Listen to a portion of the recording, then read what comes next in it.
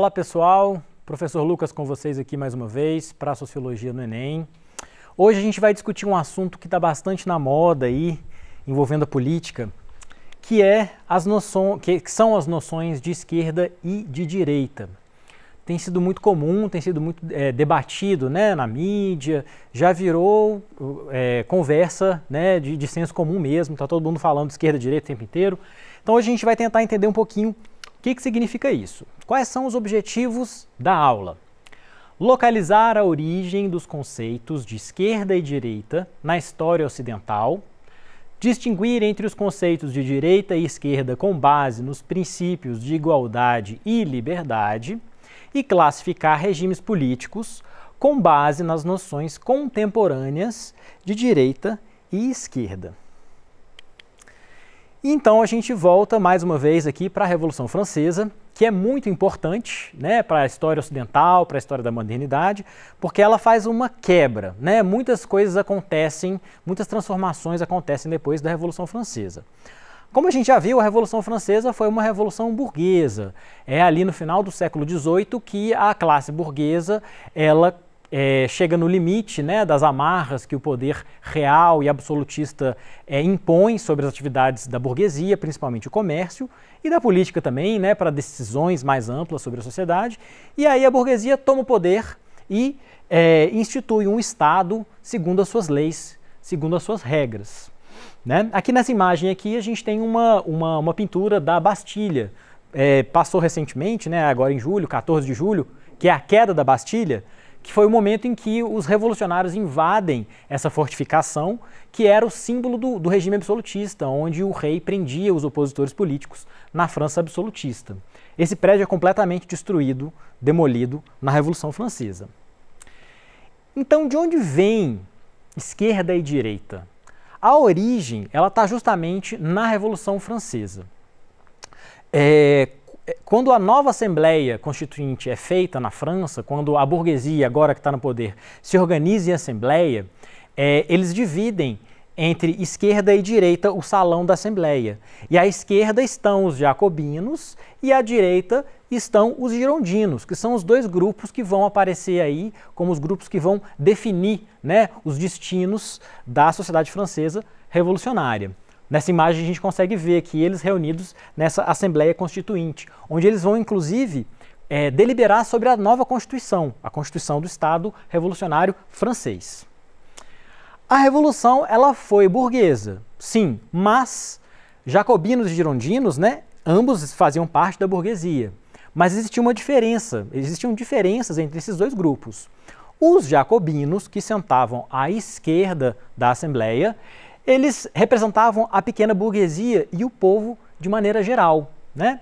Então, havia comerciantes, advogados, médicos, camponeses, eles tinham ideais republicanos, eles eram contra a existência da monarquia, eles queriam que o Estado fosse gerido pelo povo através dos seus representantes, e eles defendiam que o Estado devia ter uma função social, que ele devia atender a população, diminuir as desigualdades, diminuir a fome, a miséria, né?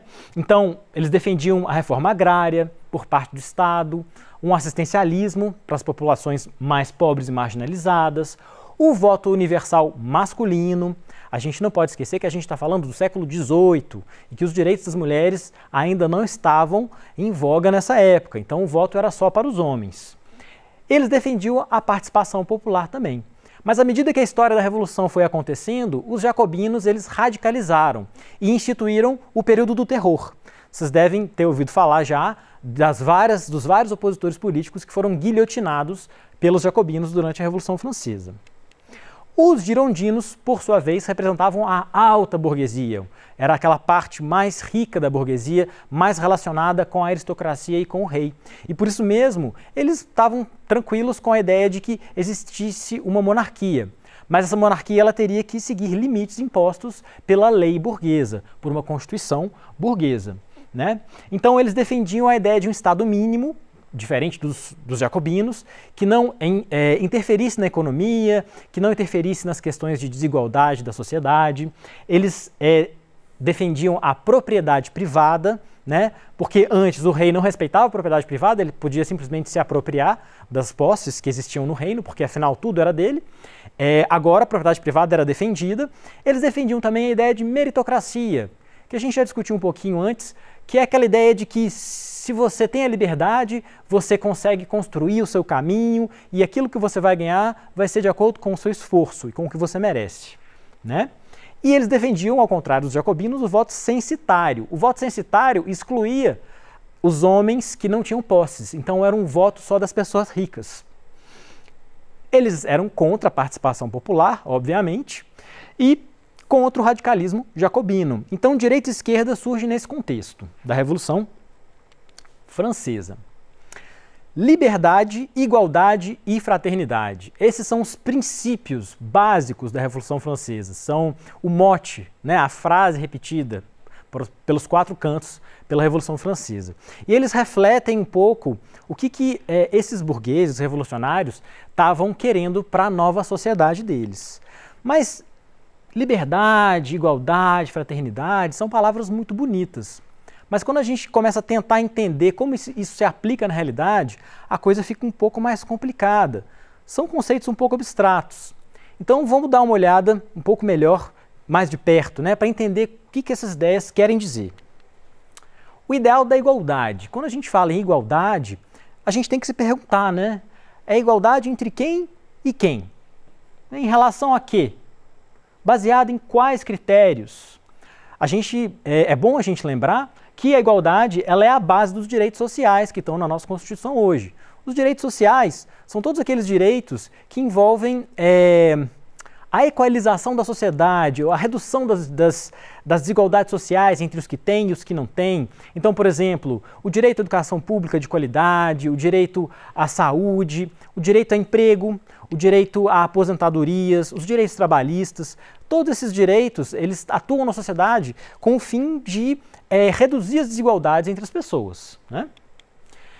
Uma ideologia ela vai ser menos ou mais igualitária, ela vai valorizar mais ou menos, né, a igualdade, de acordo com a extensão das pessoas que são afetadas por essa igualdade. Então, são todas as pessoas? São muitas pessoas? É uma pessoa só? Poucas? Quantas pessoas são consideradas iguais nessa sociedade? Vai depender também da quantidade e valor dos bens a serem distribuídos. Então, direitos, vantagens, facilidades econômicas, poder, o que é distribuído exatamente? Qual o valor disso nessa sociedade? E também o critério de distribuição dos bens entre as pessoas. O que vai definir essa distribuição para a gente atingir essa igualdade? Necessidade, mérito, capacidade, posição social? No antigo regime era a posição social. A nobreza recebia tudo, os outros não recebiam quase nada, né? Por exemplo. Então, para a gente ter uns exemplos um pouquinho mais concretos, para a gente entender o que é mais igualitário que o quê, vamos dar uma olhadinha aqui. Por exemplo, no direito de voto das pessoas. Então, o sufrágio universal que a gente tem hoje na nossa sociedade, em que todas as pessoas, independente de origem social, etnia, gênero, podem votar, contanto que sejam maiores de 16 anos, né? Esse é o sufrágio universal. Ele é mais igualitário que o sufrágio masculino, em que só homens votam. E o sufrágio masculino, por sua vez, ele é mais igualitário do que o voto censitário, que é só os homens ricos que votam, né? Entre os critérios de distribuição, por exemplo, a gente pode ter o cada um segundo suas necessidades, que é ali um critério mais do comunismo, né? Que atenta para os grupos que são mais desprovidos da sociedade e distribui baseado nesse critério. Esse critério do comunismo, por exemplo, ele é mais igualitário que a cada um segundo sua posição social, que é o critério do absolutismo, por exemplo. E a gente tem também os diferentes tipos de democracia. Num determinado momento, a gente pode ter uma democracia social que garante direitos sociais, para além do direito, né, do princípio da liberdade, garante o princípio da igualdade através de direitos sociais, de trabalho, emprego, escola pública, saúde pública. Essa democracia social ela é mais igualitária do que uma democracia liberal, que defende a liberdade e a igualdade fica só na lei, né? Assim, que os indivíduos eles são menos atendidos pelo Estado, nesse sentido. Então, a partir de agora, a gente vai começar a falar um pouquinho da visão do Norberto Bobbio, que é um importante cientista político, a respeito desse assunto entre direita e esquerda. E uma frase dele muito simples, que faz a gente pensar um pouquinho sobre isso, é a seguinte: os humanos são entre si tão iguais quanto desiguais. São iguais por certos aspectos e desiguais por outros. Ou seja, igualdade e desigualdade, a gente consegue perceber elas estão juntas, são fatos empíricos da sociedade. Então, somos todos iguais porque todos morremos, mas morremos de maneiras diferentes. Todos falamos, mas falamos línguas diferentes. Muitos de nós cremos, mas cremos em crenças diferentes, né? Então, o critério de Bobbio, do Norberto Bobbio, para distinguir entre esquerda e direita, vai ser a postura que cada grupo da sociedade tem perante a igualdade e a desigualdade, a forma como cada grupo entende o que é igualdade, o que é desigualdade, qual que é o valor disso, como que isso pode ser colocado, né? E essas posturas elas vão variar de acordo com a nossa origem nessa sociedade. Então, a família que a gente nasce, o meio em que a gente cresce, as escolas que a gente frequenta, as influências políticas que a gente tem, isso vai definir o que a gente entende como igualdade e desigualdade. E, em princípio, essas nossas reações em relação a esses princípios abstratos, elas são emotivas. Principalmente hoje a gente consegue perceber como estão os debates na sociedade a respeito do que é justo, do que não é justo, do que é certo, do que não é certo, né?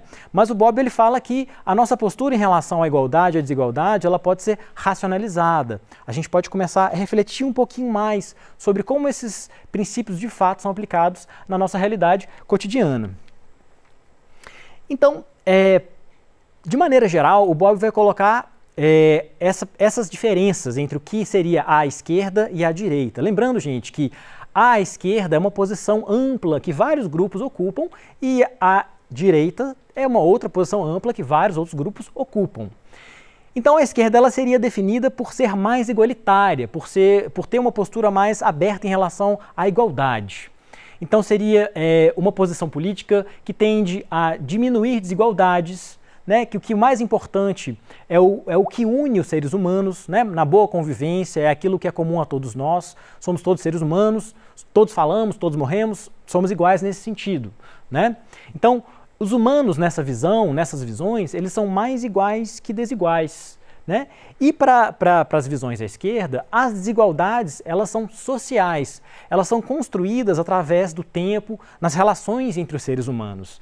E por elas serem sociais e construídas, elas podem ser desconstruídas. Então as esquerdas têm geralmente projetos que visam reduzir as desigualdades, interferir na sociedade para que essas desigualdades sejam menos acentuadas, E nessas visões, a diversidade ela não é problemática, ela é positiva. A diversidade ela não justifica discriminações. Então, quando a gente fala que todo cidadão é igual perante a lei, independente de cor, raça, origem social, isso é uma visão que estaria mais à esquerda, que compõe lá a nossa Constituição, por exemplo. Então, a esquerda ela tende a diminuir as diferenças entre as pessoas. A direita, por outro lado, os grupos à direita, eles têm um outro tipo de visão a respeito do valor da igualdade e da importância dela para a vida em sociedade. Então, como o Bobbio diz, a direita ela é mais inigualitária, é uma palavra que ele usa, inigualitária, Então ela tende a conservar as desigualdades na sociedade. Não é que ela conserva todas as desigualdades e sempre conserva, mas é uma tendência, Então ela vai dar mais importância para o que separa os seres humanos, Então nessas visões, os humanos eles são mais desiguais que iguais. As desigualdades elas são compreendidas como naturais. Muitos grupos da direita, por exemplo, compreendem que a diferença entre homens e mulheres é natural e que não tem nada que a gente possa fazer a isso, e isso inclusive justifica o tratamento desigual que é dado a homens e mulheres. Então essas desigualdades elas seriam inalteráveis, não tem como eliminar as desigualdades. E, em alguns casos, a diversidade justifica a discriminação. O fato de um grupo ser diferente de outro, na visão de algumas direitas, justifica a discriminação em relação a esses grupos. Então, de forma geral, as visões à direita, elas tendem a acentuar as diferenças. E aí a gente entra num outro princípio muito importante, que é o princípio da liberdade, Da mesma forma, abstrato. Liberdade para quem? De fazer o quê? Em qual situação? Lembrando que o princípio da liberdade é a base dos direitos civis, que estão lá do ladinho dos direitos sociais dentro da mesma Constituição brasileira, ok? São alguns tipos de liberdade. A expressão de opinião, iniciativa econômica, né, de você ter o seu negócio, de você empreender, né, liberdade de imprensa, a liberdade de reunião, a liberdade de associação, a liberdade de imprensa é a liberdade da informação circular livremente pela sociedade, das pessoas poderem ser informadas por veículos independentes de imprensa, né, de associação, permite a existência de partidos políticos, de sindicatos, né, de associações, enfim. E existe uma tendência a achar que igualdade e liberdade elas seriam opostas, né? Ou de que elas teriam uma relação simétrica. Gente, elas não são, elas são coisas diferentes. E às vezes elas são compatíveis e complementares, e às vezes não, dependendo da situação. São princípios que às vezes estão juntos e funcionam muito bem, e princípios que, dependendo de como eles são implementados, não são, eles não funcionam bem direito, né? Para a gente ter alguns exemplos históricos, né? O comunismo soviético foi um regime que surge depois ali da Revolução Russa e é um regime à esquerda, né? A questão é que esse sistema, ele, em princípio, ele consegue chegar a uma igualdade formal na lei e real, né? Mas em detrimento de uma liberdade, né? Acaba virando um regime autoritário e as pessoas perdem a liberdade completamente. Então existe um desequilíbrio entre a liberdade e a igualdade. Por outro lado, o capitalismo ocidental também tem um desequilíbrio parecido, porque aqui, né, no capitalismo, as liberdades, e principalmente as econômicas, elas são muito mais valorizadas que a igualdade. Então nós temos muita desigualdade social e isso não é visto como um grande problema, assim, nas pautas governamentais capitalistas em geral, né? Então aqui a gente tem um outro desequilíbrio, né?